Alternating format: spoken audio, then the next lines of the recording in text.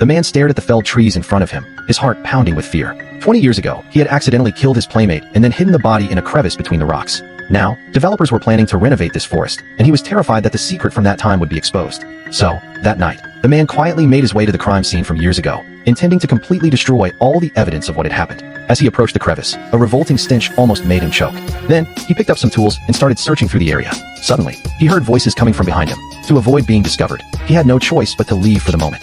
Little did he know that as soon as he left, the body hidden beneath the crevice was discovered. Soon, the police held a press conference to announce the truth about the disappearance of the playmate 20 years ago. According to the examination, the playmate had died from a severe blow to the temple. They also found a strand of the suspect's hair on the body, and it turned out to belong to a male Caucasian. Upon hearing this, the playmate's family was overwhelmed with grief and strongly demanded that everyone in the town undergo a DNA test to find the murderer of their son.